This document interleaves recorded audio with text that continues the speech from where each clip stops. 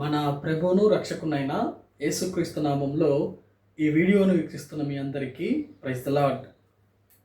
మనము ఈ లోకంలో ఎవరిని నమ్ముతున్నాం, లేకపోతే ఎవరిని నమ్మాలి అని గనక ఒకసారి మనం ప్రశ్నించుకుంటే, తప్పకుండా ఈ లోకంలో మనం ఉంటున్నప్పుడు మనము నమ్ముతూ ఉంటాం మనుషుల్ని.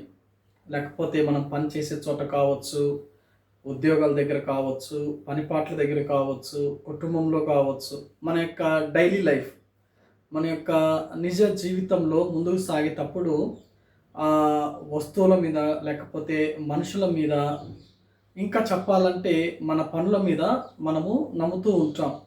ఈ పని నాకు కలిసొస్తుంది, లేకపోతే ఈ మనిషి నాకు సహాయం చేస్తాడు, లేకపోతే ఇదిగో నా చదువు నాకు నమ్మకంగా ఉంటుంది, లేకపోతే ఇదిగో నా ఆస్తి నాకు అక్కరకు వస్తుంది, లేకపోతే నా యొక్క నాతో పాటు ఉన్న మనుషులు నేను నమ్ముతున్నాను, నా చుట్టూ ఉన్న వాళ్ళతో నేను నమ్ముతున్నాను. ఈ విధంగా మానవుడు నమ్ముతూ ఉన్నాడు. అయితే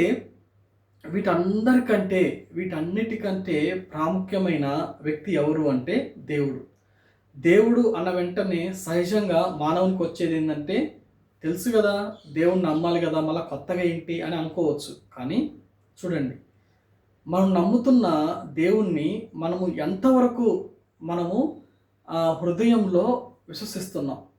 చూడండి, మనము చాలాసార్లు దేవుని కంటే మనుషుల్నే ఎక్కువగా నమ్ముతాం. ఎందుకు అంటే మనుషులు మన కళ్ళ ముందు ఉంటారు, దేవుడు కనపడ్డు కదా.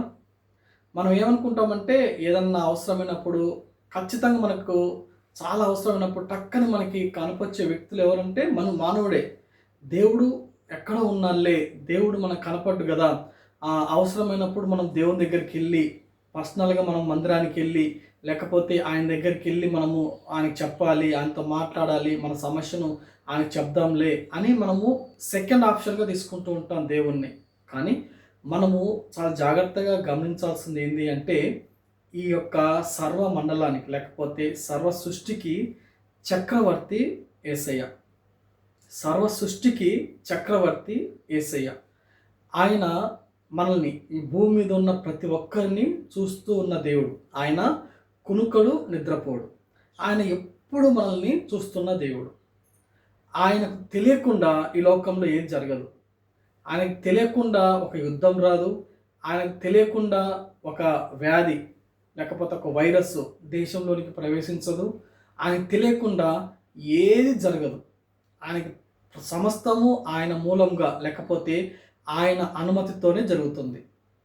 ఇది ఎప్పుడైతే మనం గట్టిగా నమ్ముతామో, అప్పుడు మనుషులు కావచ్చు, పని కావచ్చు, మనం కలిగి ఉన్న ఆస్తిపాస్తులు కావచ్చు, మన చుట్టుపక్కల ఉన్న మన బలగం కావచ్చు, మనకు 100 మంది 1000 మంది మనం అనుకుండవచ్చు, లేకపోతే మన మాట వినే లక్షల మంది ఉండొచ్చు, కానీ వీళ్ళందరికంటే దేవుడు ఉన్నతంగా కనపడతాడు. అలాంటి ఉద్దేశంలో కాకుండా మనము దేవుణ్ణి సెకండ్ ఆప్షన్గా పెడితే, ఆ ప్లేస్లో ఈ లోకము, ఈ మానవులు, మనం కలిగి ఉన్న దీనంతా మనకి మెయిన్ ఆప్షన్ అయిపోతుంది. కాబట్టి చాలాసార్లు మనం ఏం చేస్తామంటే, మనకు కావాల్సిన అవసరం నిమిత్తము వెంటనే మనకు గుర్తొచ్చేది మానవులే, మన యొక్క సహవాసులే, లేకపోతే మనం కలిగి ఉన్న వాటిని. కానీ దేవుడు ఏం కోరుతున్నాడంటే, నువ్వు దేవునితో సహవాసం కలిగి ఉండి, దేవునికి నువ్వు సమస్తం చెప్పగలిగితే, ఆయన నమ్మి ఆయన నీకు సహాయం చేస్తాడు. ఎలా సహాయం చేస్తాడు? తిరిగి ఆయన మనుషుల ద్వారానే సహాయం చేస్తాడు. తిరిగి ఆయన వస్తువుల ద్వారానే సహాయం చేస్తాడు. తిరిగి ఆయన మనకి ఏదైతే ఉందో లోకంలో వాటి ద్వారానే దేవుడు సహాయం చేస్తాడు. ఆయన నేరుగా వచ్చి సహాయము చేయడం అనేది సాధ్యమే, కానీ ఆయన వచ్చి సహాయం చేసే అంత ఆ యొక్క ఏమంటారంటే అంత ప్రభావము ఆయన వస్తే భూమి తట్టుకోలేదు. కాబట్టి ఆయన నుంచి, లేకపోతే ఆయన మాట ద్వారా, ఆయన క్రియల ద్వారా, ఆయన యొక్క చూపు ద్వారా, ఆయన కలిగి ఉన్న సార్వభౌమ అధికారం ద్వారా ఇవన్నీ జరుగుతూ ఉంటాయి. కాబట్టి మనం ఎవరిని నమ్మాలి అంటే, మొట్టమొదటిగా దేవుని నమ్మాలి. ఎప్పుడైతే దేవుని మనం నమ్ముతామో, దేవుని మీద విశ్వాసం ఉంచుతామో, మన చుట్టుపక్కల జరుగుతున్న ప్రతి పరిస్థితిని మనం ఈజీగా అర్థం చేసుకొని ప్రతిదీ దేవునికి చెప్తూ ఉంటాం. దేవుడు ఏం చేస్తాడంటే ప్రతి పరిస్థితిని చక్కబడుతూ ఉంటాడు.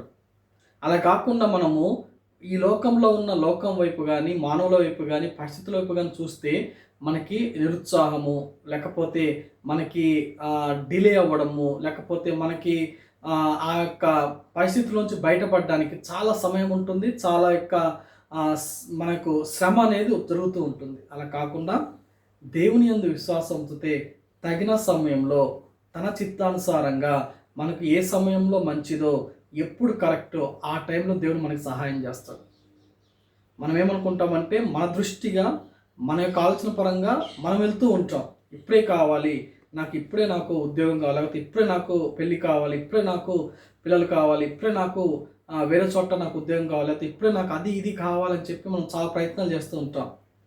మనం ఎప్పుడైతే మనుషులను నమ్ముతామో వెంటనే వాళ్ళు కూడా జరగాలి అని చెప్పి ఆలోచిస్తారు. అదే దేవుని నమ్మితే ఏ టైంలో, ఎప్పుడు, ఏ విధంగా అనేది దేవుడు చెప్తాడు. ఎందుకు అంటే మనము ఫ్యూచర్ ఏమవుతుందో మనకు తెలియదు. భవిష్యత్తులో మనం ఏమవుతామో మనకు తెలియదు, కానీ దేవునికి తెలుసు. దేవునికి సమస్తం తెలుసు కాబట్టి దేవుని నమ్మితే తప్పకుండా అన్ని పరిస్థితుల్లో మనల్ని తన చిత్తానుసారంగా నడిపిస్తూ, మనల్ని మనతో సహవాసం చేస్తూ మనల్ని చేరవలసిన గమ్యస్థానాన్ని దేవుడు చేరుస్తాడు. కాబట్టి ఈ లోకం వైపు చూడొద్దు, పరిస్థితి వైపు చూడొద్దు, కానీ దేవుని వైపు చూసి విశ్వాసంతో ముందుకు సాగిపోదాం. ఇటువంటి కృప దేవుడు మనకు దయచేయును గాక. ఆమేన్. Praise the lord.